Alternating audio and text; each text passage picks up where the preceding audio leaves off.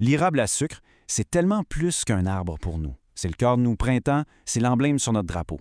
Mais on oublie parfois que sa force, sa capacité à nous donner ce fameux sirop, eh bien, ça commence pas dans ses branches, mais bien en dessous, dans la richesse invisible de nos sols forestiers. Voilà la grande question. C'est quelque chose qui nous concerne tous au Québec. La vitalité de nos érablières, c'est pas juste une affaire d'écologie, c'est une question de patrimoine, de culture. Et pour avoir la réponse, il faut regarder là où tout commence. OK, alors allons-y. Imaginez un instant la forêt comme un grand patient et des scientifiques, eux, qui enfilent leur sarrau de médecin. Leur mission, trouver un moyen de poser un diagnostic vraiment précis sur la santé de nos érables, mais pas juste en regardant les feuilles, en allant directement à la source, le sol.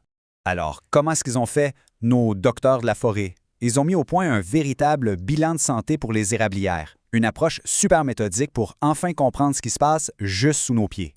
Pour commencer, il leur fallait un point de référence, quelque chose de vraiment fiable. C'est ce qu'on appelle le diagnostic foliaire.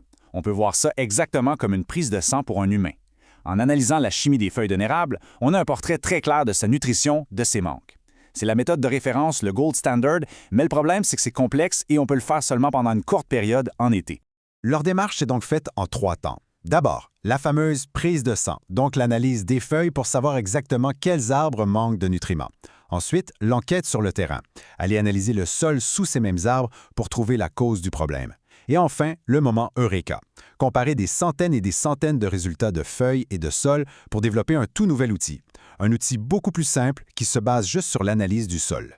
Bon, on arrive maintenant aux résultats. Et c'est là qu'on découvre les chiffres clés, les fameux seuils qui permettent maintenant de poser un diagnostic rapide et fiable sur la santé du sol et donc sur la santé de l'érable lui-même. Le premier nutriment qu'ils ont mis sous la loupe, c'est le calcium. Le calcium, c'est absolument essentiel pour la croissance de l'arbre. C'est un peu comme le squelette de ses cellules. Et là, les résultats sont assez frappants. Le nouveau test de sol, juste avec le sol, atteint une précision globale de 85 % pour détecter un manque de calcium. Concrètement, qu'est-ce que ça veut dire? Ça veut dire que sur 100 diagnostics qu'on fait en analysant seulement le sol, il y en a près de 81 qui sont corrects. C'est un outil qui est vraiment très performant.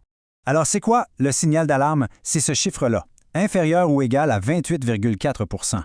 Si la saturation en calcium dans une couche bien précise du sol est en dessous de ce chiffre, il y a de très fortes chances que l'arbre soit en carence. C'est un indicateur super clair et direct pour les gens qui gèrent nos forêts. On passe maintenant au potassium. Lui, c'est un autre joueur clé. Il est essentiel pour que l'arbre gère bien son eau et pour qu'il soit résistant au stress, comme les sécheresses ou les maladies. Pour le potassium, le test de sol arrive à une précision de 76,3 %. Ça aussi, c'est un excellent résultat. Ça veut dire qu'on peut se fier à ce diagnostic plus de 3 fois sur 4 pour savoir si un érable a, disons, faim de potassium. Par contre, pour le potassium, c'est un peu plus complexe. C'est pas juste un seul chiffre magique. Le diagnostic départ plutôt d'un équilibre délicat entre plusieurs éléments dans le sol. C'est un peu comme si le médecin, au lieu de regarder un seul résultat, devait en regarder plusieurs en même temps pour avoir le portrait global. Le troisième et dernier élément étudié, c'est le phosphore. Pour le phosphore, on peut penser à la batterie de l'arbre. C'est crucial pour tout ce qui est transfert et stockage d'énergie. Pour le phosphore, le test a une précision globale de 72,3 %. C'est encore une fois très bon, mais la vraie force de ce test-là, elle se cache dans une nuance qui est super importante. Et cette nuance, la voilà. Le point le plus important, c'est que ce test a une spécificité de 92 %. En langage simple, ça veut dire qu'il est exceptionnellement bon pour ne pas crier au loup quand il n'y en a pas. En gros, quand le test dit que tout est beau pour le phosphore, on peut être certain à 92 % que c'est vrai. Et ça évite de fertiliser pour rien, ce qui protège l'environnement et, bien sûr, économise de l'argent. Dans le cas du phosphore, un des indicateurs clés, c'est ce qu'on appelle la saturation en base du sol. C'est une sorte de mesure de la fertilité générale. Et si ce chiffre-là tombe en dessus de 33,4 %, c'est un des signaux qui peut indiquer une carence et qui justifie de porter une attention particulière.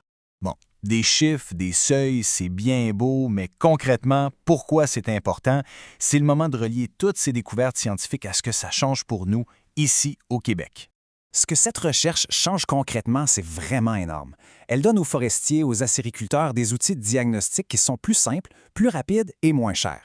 Ça permet de prendre des décisions beaucoup plus éclairées avant même de penser à fertiliser une forêt. On n'agit plus à l'aveugle, on pose un vrai diagnostic.